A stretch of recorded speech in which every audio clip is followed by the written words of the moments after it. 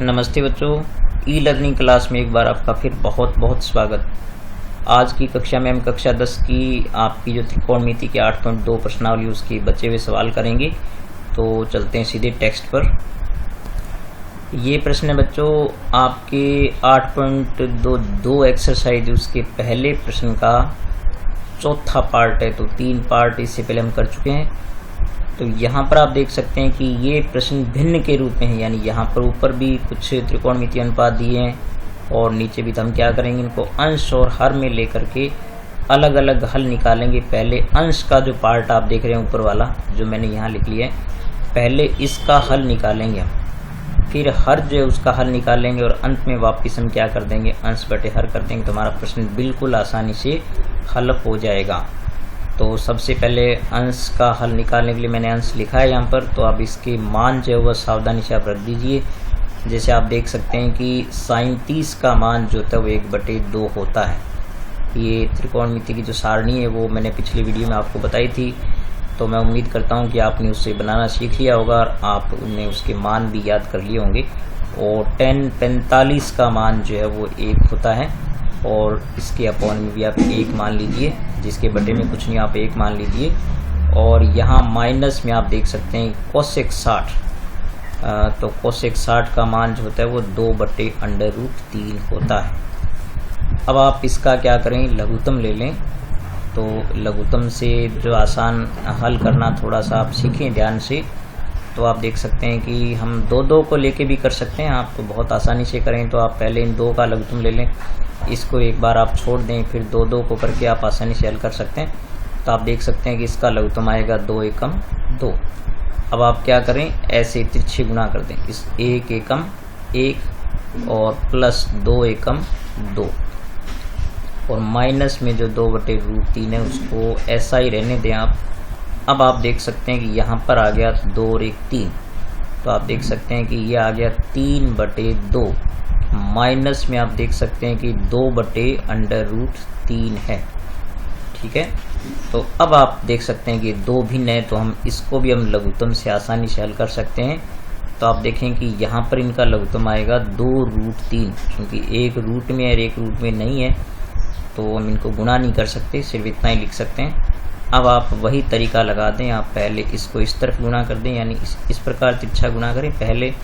तो ये आएगा 3√3 और फिर इसको गुणा करेंगे आप, जब देख सकते हैं कि ये माइनस के 2 दूनी 4 हो गया।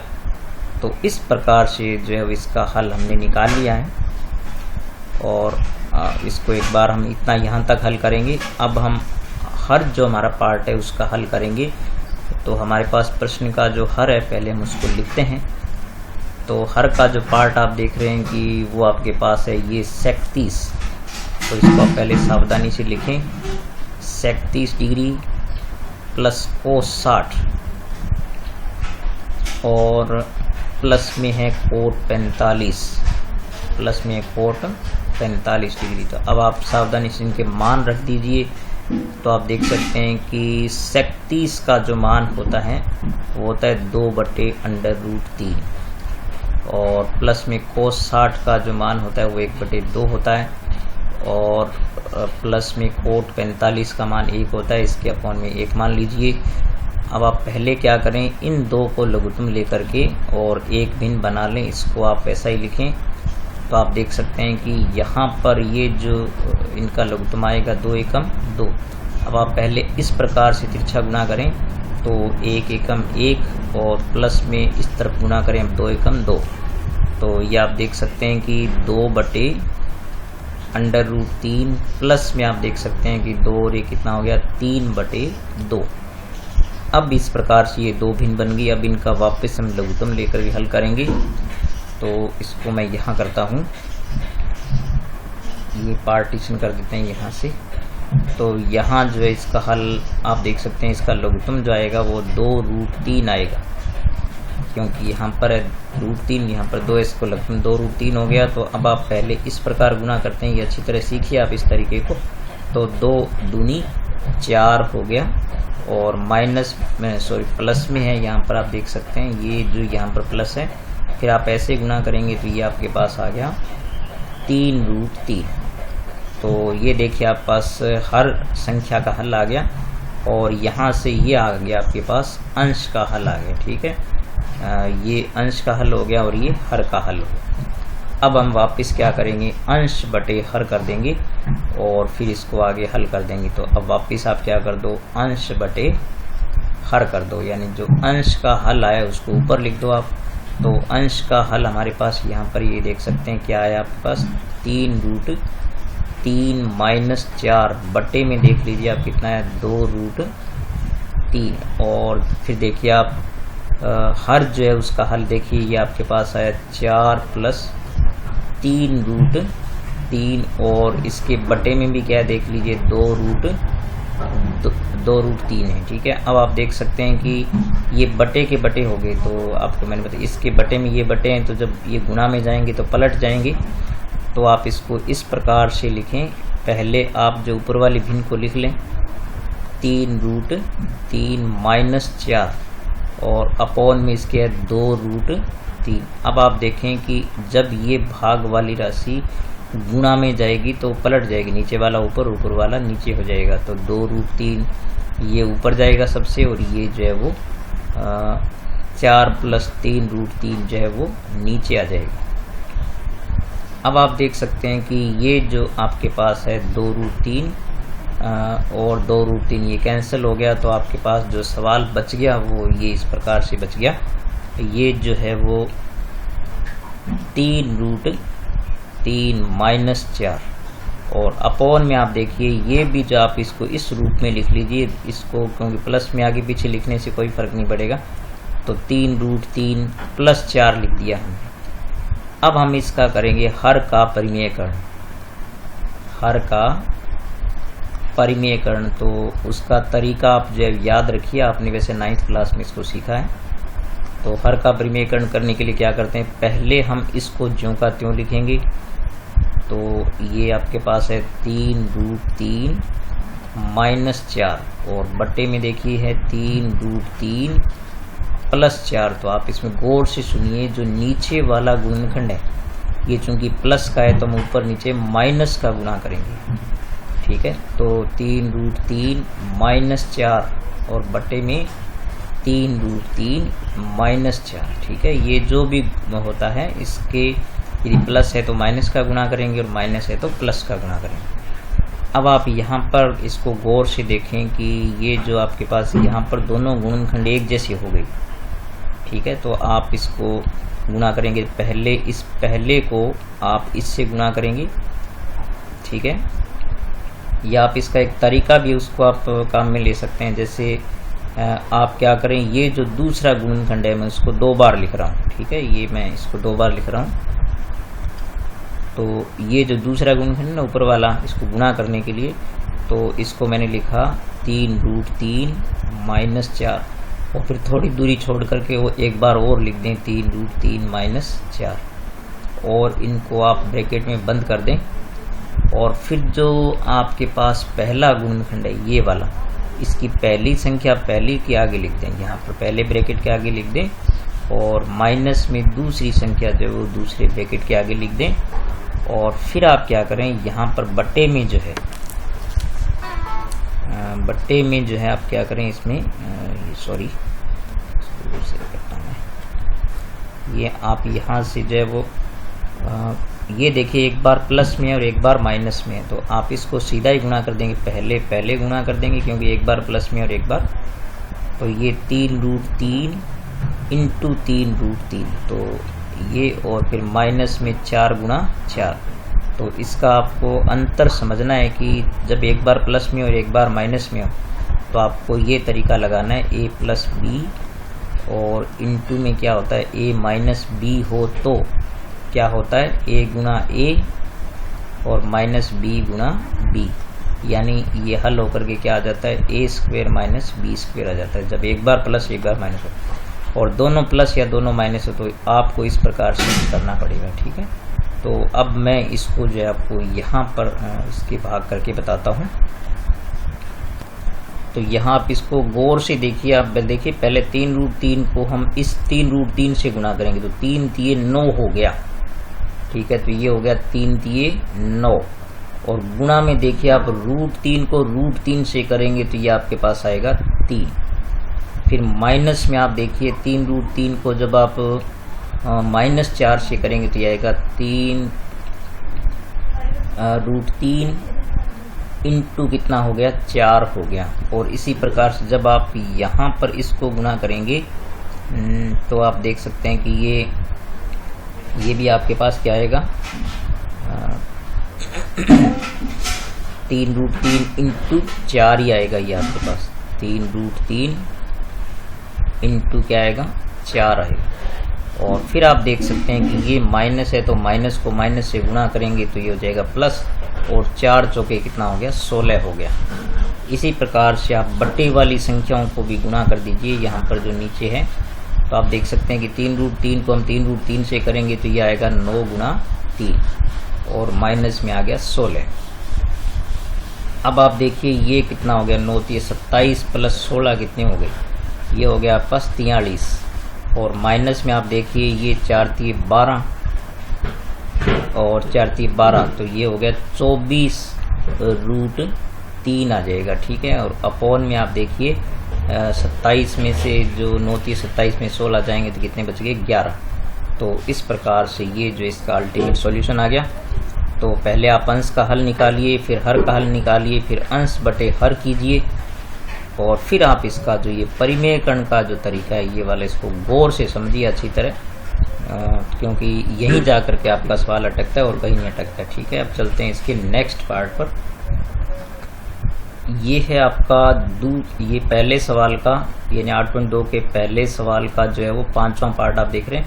तो ये भी भिन्न के रूप में, तो ऊपर वाला अंश जो है मैंने यहाँ पर लिख लिया है। तो पहले हम क्या करेंगे अंश का हल निकालेंगे सावधानी से, तो आप देखते रहिए। तो आप देखते हैं कि यहाँ पर सबसे पहले 5 है तो हम 5 को लिखेंगे और यहाँ कोई चिन्ह नहीं है तो गुणा का चिन्ह होगा। फिर आप देख सकते हैं कि cos 60 का जो मान होता है वो 1/2 होता है, और इसके पर स्क्वायर लगा देंगे क्योंकि इस पे स्क्वायर है।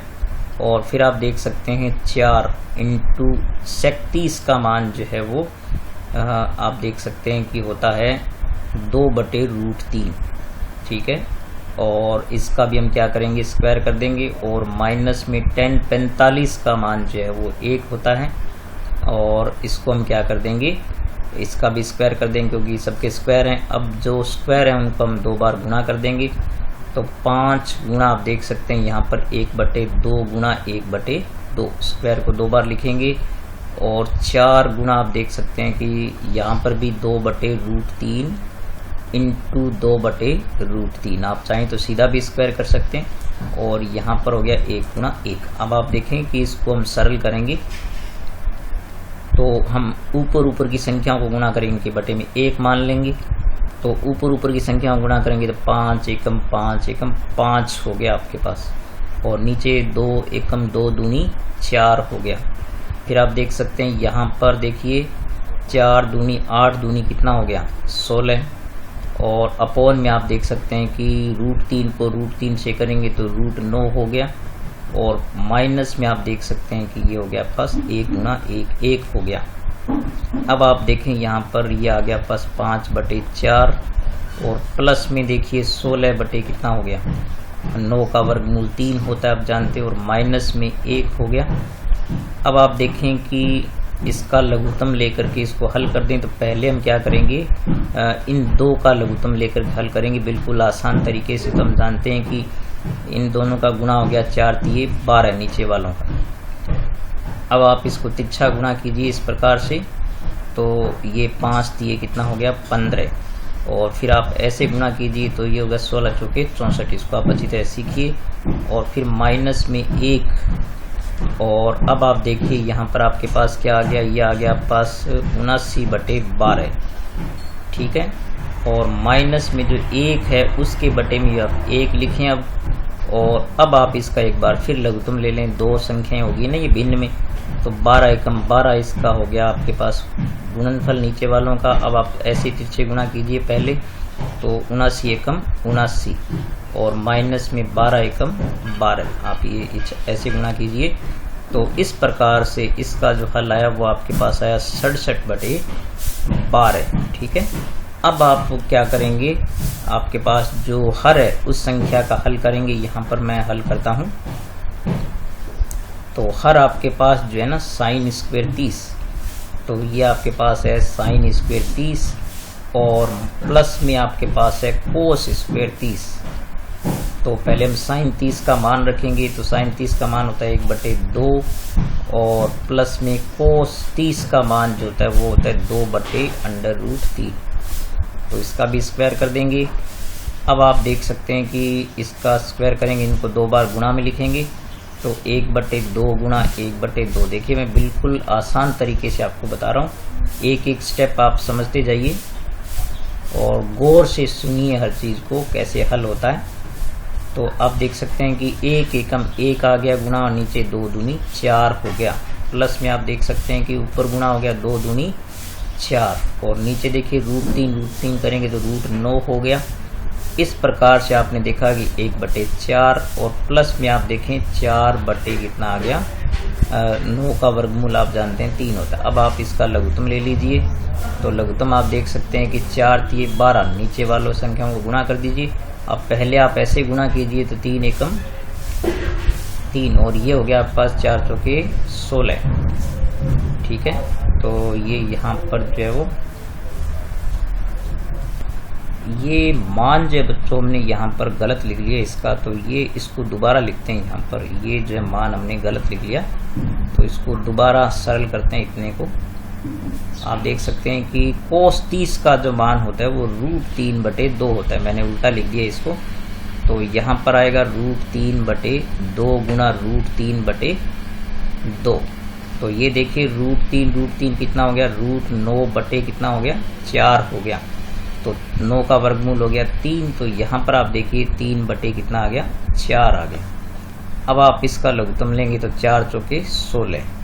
आप पहले इसे गुणा कीजिए 4 एकम 4 और फिर ऐसे गुणा कीजिए 4 × 3 = 12। तो ये देखिए आपके पास आ गया 16/16। तो ये आ गया आपके पास 1। ठीक है, अब आप वापस क्या कर दीजिए, इस प्रश्न को अंश बटे हर कर दीजिए लास्ट में जा कर के। तो हम प्रश्न को वापस क्या कर देते हैं, अंश बटे हर कर देते हैं। तो अंश का जो हल आया था हमारे पास वो था, आप देख सकते हैं यहाँ पर ये रहा 67/12 और हर का जो हल आया था वो 1 होता है। तो 1 लिखना जो है बटे में कोई ज़रूरी नहीं है। तो इस प्रकार से आपके पास जो हल आ गया वो आ गया 67/12। तो इस प्रकार से बहुत आसानी से इन प्रश्नों को हल कर सकते हैं। अब कुछ और प्रश्नों पर चलते हैं, आप गौर से इनको देखिए। तो यहाँ पर आप दूसरे पार्ट का जो दूसरे प्रश्न का पहला पार्ट आप देख रहे हैं, यहाँ पर भी ये भिन्न के रूप में। तो हम क्या करेंगे, पहले अंश लिखेंगे। तो अंश हमारे पास जो है वो क्या है, आप सावधानी से लिखिए। अंश जो हमारे पास है वो है 2 tan 30 डिग्री। ठीक है, अब हम देखिए 2 और गुणा में कोई चीज़ नहीं तो गुणा लिखेंगे। अब tan 30 का मान जो होता है वो 1/√3 होता है। इसको आप गुणा कर दीजिए तो ये 2 जो है वो ऊपर माना जाएगा क्योंकि इसके बटे में कुछ नहीं है। तो ये 2 एकम 2 हो गया और बटे में √3 आ गया। इस प्रकार से अंश का हल आ गया। अब हम क्या करेंगे, हर संख्या का हल निकालेंगे। तो हर में जो आपके पास क्या दे रखा है, वो दे रखा है 1 + tan² 30। तो 1 + tan² 30। तो 1 प्लस में आप देख सकते हैं कि tan 30 का मान जो होता है वो 1/√3 होता है। इसका स्क्वायर कर दो क्योंकि यहाँ पर स्क्वायर है। और यहाँ पर 1 प्लस इसको 2 बार गुणा में लिखें, 1/√3 गुणा 1/√3। तब आप इसको थोड़ा सरल कर दीजिए। तो 1 प्लस में आप देख सकते हैं कि ऊपर ऊपर गुणा कीजिए तो 1 एकम 1 और नीचे देखिए √3 करेंगे तो √9 हो गया। अब आप इस 1 के बट्टे में भी 1 मान लीजिए और प्लस में आप देख सकते हैं कि 1 ऊपर है और 9 का वर्गमूल जो 3 होता है। अब आप इसका लघुत्तम ले लीजिए। तो लघुत्तम 3 एकम 3, नीचे वालों गुणा 3 आ रहा। अब तिरछा गुणा करें, पहले आप ऐसे गुणा करें तो 3 एकम 3 और फिर आप ऐसे गुणा करें 1 एकम 1। तो इस प्रकार से इसका जो हल आता है वो आता है 4/3। अब आप पुनः क्या कर दीजिए, सवाल को अंश बटे हर कर दीजिए। तो अंश बटे हर कर देंगे हम और अंश का जो हल है आपके पास वो जो ये है ना आपके पास 2/√3 है। और फिर आप क्या कर दीजिए, हर का जो हल है वो आपके पास वो कितना है 4/3 आया। अब देखिए बटे के बटे हो तो उसको हम गुणा में ले जाएंगे तो ये संख्या पलट जाएगी। तो पहले ऊपर वाली संख्या लिखिए 2/√3 और नीचे वाली संख्या को पलट दो, उल्टा कर दो, तो ये हो गया 3/4। अब आप देख सकते हैं कि यहाँ से हम थोड़ा इसको सरल कर सकते हैं। तो आप देखें कि यहाँ पर 2 1 2 और 2 दूनी 4। तो इस प्रकार से जो हल होकर के आपका संख्या आ गई 3 एकम 3 और बटे में आ गया 2√3। अब आप क्या कर दीजिए, यहाँ से हर का परिमेयकरण कर दीजिए। तो हर का परिमेयकरण करने की आवश्यकता उनमें पड़ती है जिनमें रूट की कोई संख्या होती है।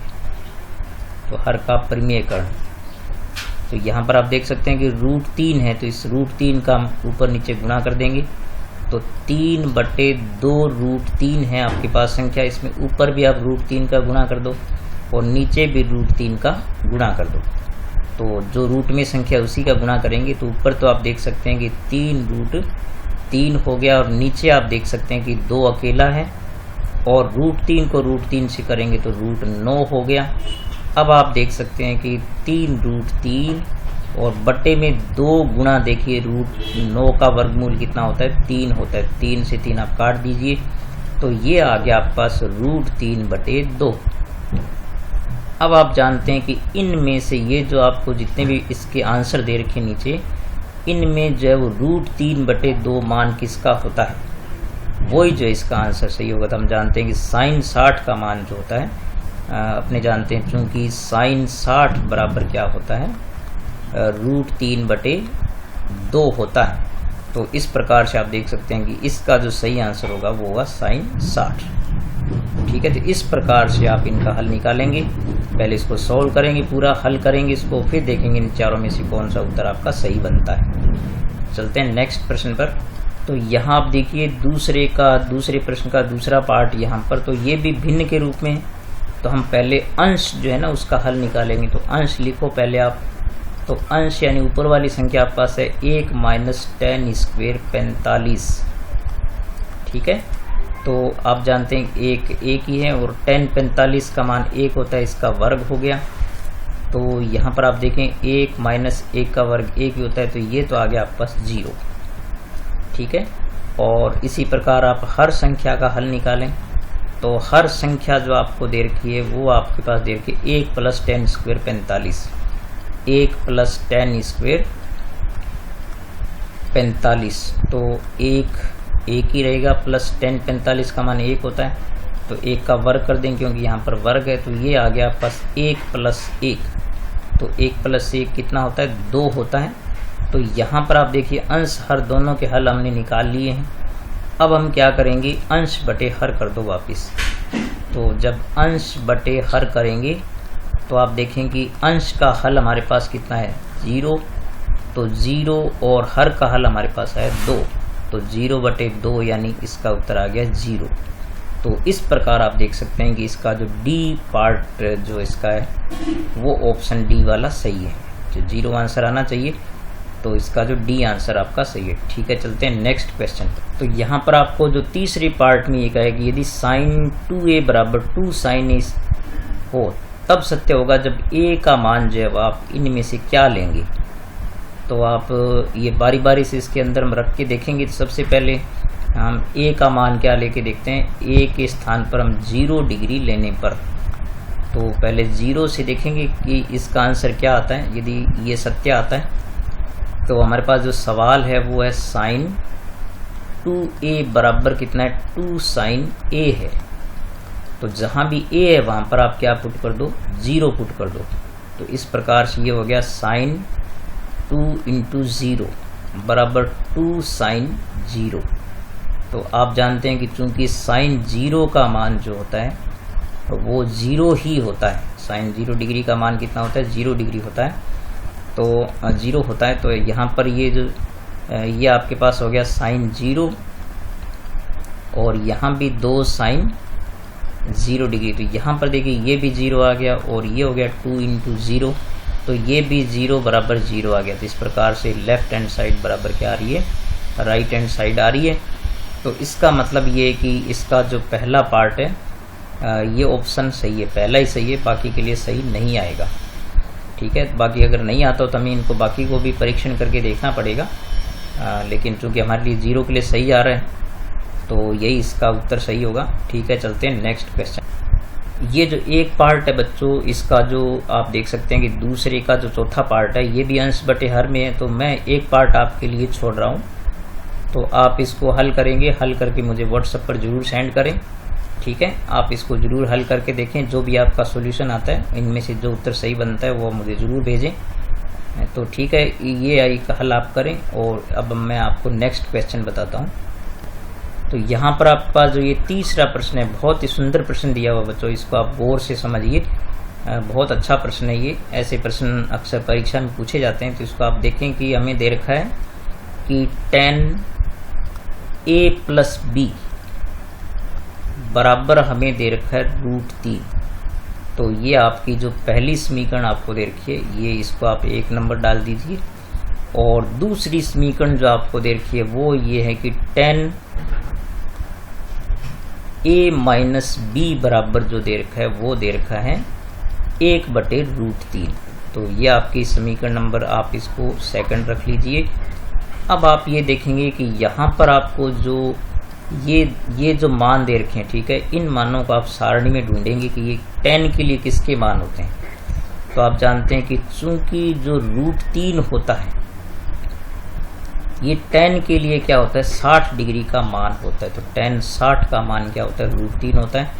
इसी प्रकार से ये जो आप देख सकते हैं कि 1/√3 जो है वो tan में जो है वो 30 डिग्री का मान होता है। तो ये tan 30 के बराबर हम रख सकते हैं। तो इस प्रकार से आप क्या कीजिए, आपके पास जो ये √3 है यहाँ पर आप tan 60 ले लीजिए। तो यहाँ पर लेफ्ट हैंड साइड इसकी जो है वो ये इस प्रकार से है, tan a प्लस बी बराबर हम √3 के स्थान पर क्या ले सकते हैं, tan 60 ले सकते हैं। तो ये इस प्रकार से आप लीजिए। ये आपकी जो है वो पहली समीकरण चल रही है यहाँ पर। और इसी प्रकार से आप देखिए यहाँ पर भी 1/√3 के स्थान पर आप क्या ले लीजिए, आप ले लीजिए tan 30। तो यहाँ पर ये आपके पास है tan a माइनस बी, आपकी लेफ्ट हैंड साइड है। राइट हैंड साइड में इसके स्थान पर आप ये ले लीजिए tan 30 डिग्री। ठीक है, और ये आपकी जो है वो सेकंड इक्वेशन चल रही है। अब आप देखिए कि यहाँ पर आप क्या कर सकते हैं, tan से आप tan कैंसिल कर दीजिए और यहाँ भी tan से tan कैंसिल कर दीजिए। तो ये हमारे पास हल होकर के कुछ इस प्रकार से समीकरण बनेगी, a प्लस बी बराबर क्या रह गया आपके पास, 60 डिग्री। ठीक है, और यहाँ पर a माइनस बी बराबर आपके पास क्या रह गया, 30 डिग्री। ठीक है, तो ये अल्टीमेट आपकी जो है वो पहली समीकरण बन गई और ये जो अल्टीमेट आपकी बन गई दूसरी समीकरण। अब आप क्या कर दीजिए, समीकरण 1 और 2 को जोड़ दो। तो यहाँ हम लिखेंगे समीकरण 1 व 2 को जोड़ने पर तो इस प्रकार से आप देखेंगे कि जोड़ने पर जो है वो क्या आता है, इनको जोड़ेंगे तो आप इस प्रकार लिखेंगे a प्लस बी बराबर 60 डिग्री और इसके नीचे आप लिख दीजिए a माइनस बी बराबर 30 डिग्री। तो इस प्रकार से जब आप जोड़ेंगे तो आप देख सकते हैं कि ये जो b से b है वो कैंसिल हो गया। तो ये हो गया 2a बराबर कितना हो गया, 60 और 30 90। तो इस प्रकार से a बराबर आपके पास आ गया 90/2 बराबर कितना आ गया, ये आ गया आपके पास 45 डिग्री। ठीक है, तो a का मान 45 आ गया। तो अब चूंकि आपके पास ये जो यानी ये जो a बराबर क्या आ गया आपके पास, ये a बराबर आ गया आपके पास 45 डिग्री। अब आप जानते हो कि चूंकि a प्लस बी कितना है हमारे पास 60 डिग्री है, तो ये मान a का जो इसमें रख दीजिए। तो मैं इसको यहाँ पर हल करता हूँ इसके बाद जो है वो। तो चूंकि a प्लस बी आपके पास कितना है, 60 डिग्री है ना, समीकरण 1 से यहाँ से आप देखिए ये रहा। तो यहाँ से आप क्या कीजिए, a की जगह कितना रख दीजिए, 45। इस प्रकार से 45 डिग्री प्लस b बराबर कितना आ गया 60। तो इसको आप हल करेंगे तो आप देख सकते हैं कि b बराबर कितना आ गया 60 माइनस 45 बराबर आ गया 15 डिग्री। तो इस प्रकार से आपके पास जो है वो a का मान क्या गया तो हो गया 45 डिग्री और b का मान कितना हो गया 15 डिग्री। तो ये प्रश्न जो है वो बहुत ही महत्वपूर्ण अच्छा प्रश्न है, तो इसको आप जरूर गौर से सीखें। ऐसे प्रश्न साइन कोस टेन किसी में भी दिए जा सकते हैं, ठीक है, आप इसको जरूर अच्छी तरह सीखें। अब चलते हैं नेक्स्ट क्वेश्चन पर। इस चौथे और आखिरी प्रश्न में हमें जो है कुछ इन सत्य असत्य बताने हैं। तो यहाँ पर आप देख सकते हैं कि पहला जो आपको देखा साइन ए प्लस बी बराबर साइन ए प्लस साइन बी, तो ये बिल्कुल सत्य नहीं है, क्योंकि यहाँ पर जो ए प्लस बी है वो अलग अलग कोण है, तो हम इनको ऐसे ब्रैकेट खोल के गुणा नहीं कर सकते। तो ये क्या हो गया असत्य हो गया, गलत है ये। अब ये कह रहा है कि थीटा में वृद्धि होने पर साइन थीटा के मान में भी वृद्धि होती जाती है। तो ये बिल्कुल सही है। आप जानते हैं कि साइन 0 का मान 0 होता है, फिर 1/2, फिर इस प्रकार से आगे बढ़ता रहता है मान इसका, और लास्ट में 1 पर जाकर के साइन 90 में ख़त्म होता है। तो ये कथन जो है वो सत्य है। और थीटा के मान वृद्धि होने पर कोस थीटा के मान में भी वृद्धि होती है, ये बात गलत है, क्योंकि कोस थीटा का मान जो है वो कम होता जाता है। और फिर कह रहे हैं थीटा के सभी मानों के लिए साइन थीटा कोस थीटा बराबर होते हैं, ये बिल्कुल गलत है, क्योंकि साइन थीटा कोस थीटा जैसे साइन 30 का मान तो हम जानते हैं कि 1/2 होता है, लेकिन कोस 30 का मान √3/2 होता है, तो ये कथन गलत है। और अब ये कह रहा है कि 0 के लिए जो कोट 0 का मान परिभाषित नहीं है, तो आप जानते हैं कि कोट 0 का मान जो है वो परिभाषित बिल्कुल परिभाषित नहीं है, ठीक है, क्योंकि कोट 0 का जो मान आप जानते हैं कि कोट 0 जो होता है वो अनंत होता है उसका मान, ठीक है, तो इसलिए परिभाषित नहीं थी, ये कथन सत्य है। इस प्रकार से बच्चों आज हमने जो है वो 8 पॉइंट आपकी जो 2 प्रश्नावली है उसके सभी प्रश्नों को हल कर लिया है। तो आप इस वीडियो को गौर से जरूर देखें और सभी प्रश्नों को गौर से ध्यान से सुने, हल करना सीखें उनको, और वीडियो लाइक जरूर करें, अपने दोस्तों के साथ शेयर करें। यदि आपने चैनल अभी तक सब्सक्राइब नहीं किया तो सब्सक्राइब जरूर करें। और त्रिकोणमिति जो कि अभी जब आप जो अंक परिवर्तन अभी किया गया है सिलेबस कम होने के समय उनके अनुसार 12 नंबर की है, तो ये बहुत ही महत्वपूर्ण प्रश्नावली है। आपके 2% एग्रीगेट मार्क्स जो है वो केवल त्रिकोणमिति से बढ़ सकते हैं आपके, तो ये जरूर करें आप, ठीक है। मिलेंगे नेक्स्ट वीडियो में, तब तक नमस्कार।